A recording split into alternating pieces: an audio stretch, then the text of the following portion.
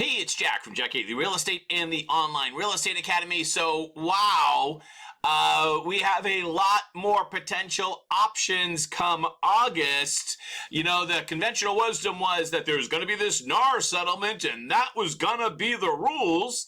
And, yeah, not so much. Apparently now there are many different rules packages that could occur across the country depending upon where your MLS system you're in. Of course, here in Massachusetts, we're with MLS PIN. That's my MLS, which is right in the mix. So we're kind of, ground zero or sort of for that. But we have a lot of MLSs across the country making different decisions and different interpretations on how to comply or not comply with the NAR settlement. Let's jump into the chalkboard just to kind of show you the range of possibilities here, because as they say in politics, the Overton window has shifted.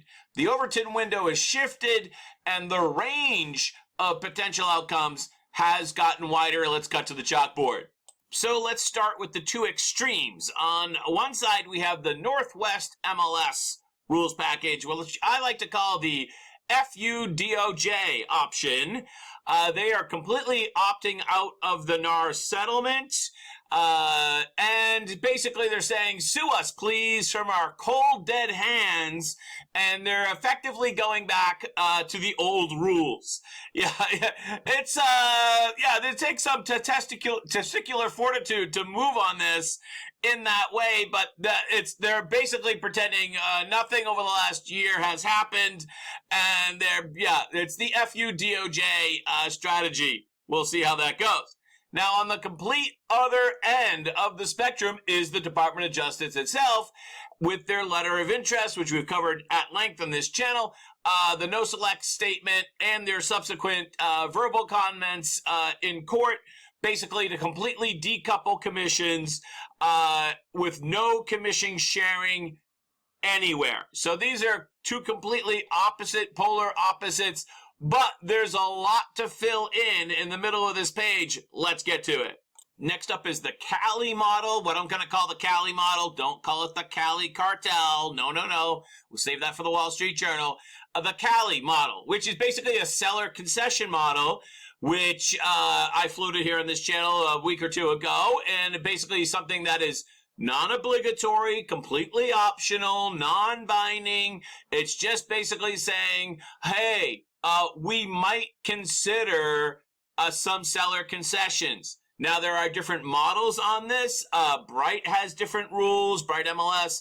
Austin MLS also came out with their own version of this.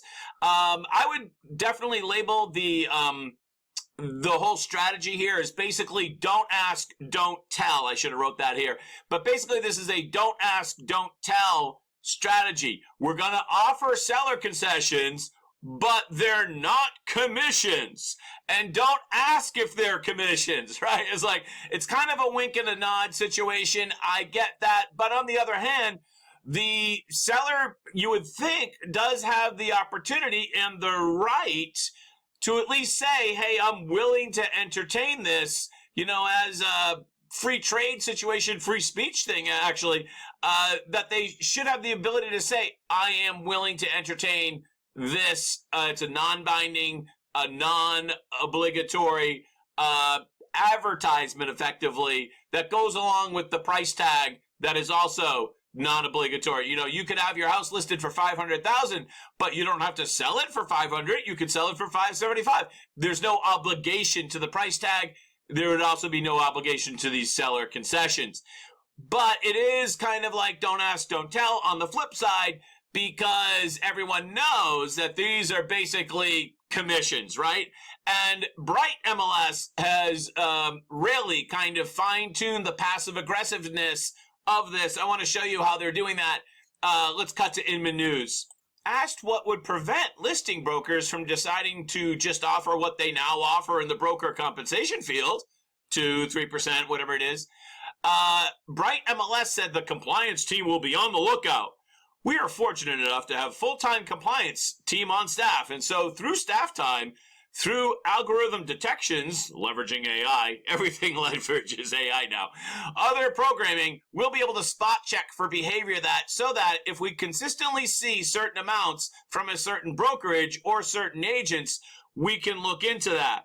Part of what we do on any rule is to do random audits where we'll be asking for copies of listing agreements or selling instruction. As far as I'm concerned, it's basically they're giving the agents the tool, and then they're saying, but you can't use it that way. Hey, here's a hammer, but don't hit it with a nail. Or don't hit the nail with the hammer. You know what I'm saying? It's like, come on. I mean, if you're going to allow them to do this, then just allow them to do it. And actually, aren't you by having these rules, aren't you kind of admitting that it's wrong? Right? You kind of are. Whereas if you just said, hey, sellers can do, this is a seller thing and sellers can do what they want, then I think you'd be in better legal position. But through this type of enforcement, you're basically conceding that seller concessions is a backdoor to offer commission, right? That's what it is. Now, the next one is the NAR settlement itself, which is basically you can do cooperating commission, but you can't do it on the MLS. And you can do a commission as low as $0. So it used to be as low as $1. And you might remember a little while back, years ago, I actually posted a MLS listing for $1. That was kind of a special deal, but it worked. But now you can do it for $0. But you can't post it on the MLS. You can't post it on the MLS, which has basically a giant loophole for entrepreneurs. And I want you to start to think about, depending upon which rules package gets selected in your area, there are going to be tons of people figuring out how to take advantage of the new rules package, because some agents, it's going to be better for some agents and not so for others. And there's going to be probably like cottage industries that pop up, business opportunities that pop up. And I made a farce about this, or a satire about the NAR settlement back in March. Let's see if we can bring that up on the screen. I thought the whole you can cooperate on your commission, but you can't post it on the MLS was so stupid that I launched, I think I spent $12 on this website, commissionpost.com. It's completely satire, but yeah, real estate broker launches Gas Buddy for real estate commissions, which effectively what it is, right? Fills massive information gap created by meaningless NAR settlement, trolling the entire industry and media who believe the NAR settlement would change real estate forever. I can't even spell HTTP. Did I spell it right? Lawyers click here. Satire is protected by the First Amendment. And all you had to do to post your commission that you're willing to offer was to fill out a Google form, which goes to a Google sheet. And of course, that's searchable and public. So it was completely ludicrous. But now, apparently, some people have actually taken that idea and run with it 2 months later.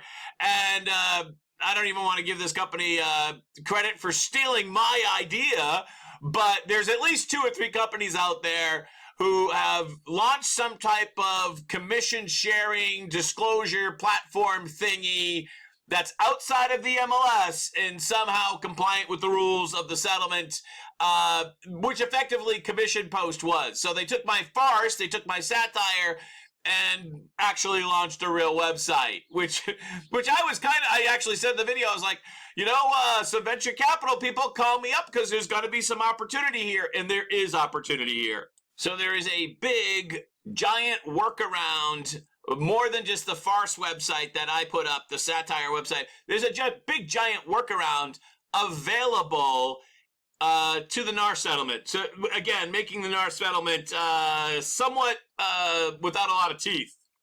Then we have this other thing, which is now I think its own category, and that is making buyer agency agreements mandatory. And that's part of the NAR settlement, but it's not necessarily part of the no select settlement here in Massachusetts. But now I understand why the industry wants these mandatory. And they're going to tell you it's for the consumer. Hell no. Understand what this battle is about. What is this battle about? It's about especially buyer side commissions. In other words, the industry is trying to protect the buyer side commissions. And as you've heard me talk like well over a year now, if you're not modifying your marketing strategy to focus on sellers, then you're missing the boat. You should be marketing completely and totally towards sellers because there's a significant risk that buyer side commissions may decline a lot or have some softness in them, for sure. In fact, I saw a listing here in beautiful Plymouth recently that had a buyer side commission of only 1%, which, yeah, I was like, whoa, that's different. I think I'd seen that number before, maybe like a long time ago, but not recently at least. So understand that the industry is trying to protect especially the buy side commissions. And buyer agency agreements, making them mandatory, is effectively a backdoor to maintaining and elevating, which is the crux of the bombshell commission lawsuit out of Kansas City, commissions. So making them mandatory will be a mechanism that elevates buyer side commissions. Mark my words, absolutely positively. Plus, also, it's like how are you going to enforce that? I have no idea how you're going to enforce that.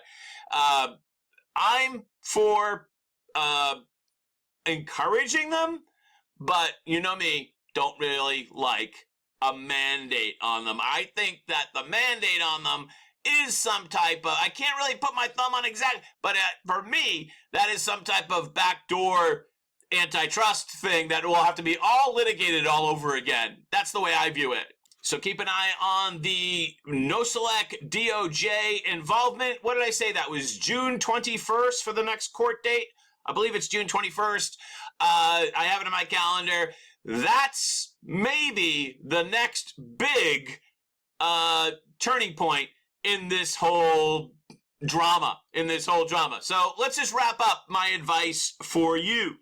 If you're a broker running an agency, you want to stay up to date and nimble with whatever rules are coming from your MLS / your professional association, wherever you happen to be. Because if you think just because you're in Boise that it's going to be exactly what the NAR settlement says, yeah, you might want to check with your local officials because it might not be. And you're going to want to keep up to date with this YouTube channel for sure. As for all of you brokers and all of you agents, as I just said a short time ago, focus your marketing on sellers. There might be some type of innovative entrepreneurial opportunity with buyers, but until we really have a firmer idea of what the rules are going to be, I would be reluctant to head down some type of experimental business path on that until we have a better idea of what the rules are. And of course, for me, I want the cookie to crumble in as many pieces as possible because as far as I'm concerned, completely self-interested in this comment, the industry is stacked against tiny little brokers like me, and it's designed to benefit big real estate, which is definitely not me. And so the more the cookie crumbles, the more crumbs for me to pick up as far as I'm concerned. So keep your eye out for a wide variety of potential opportunities in your field. But you got to kind of, think outside, you know the thing. All right. So for today, that's it. Thanks so much for watching. We'll catch you next time. Bye-bye.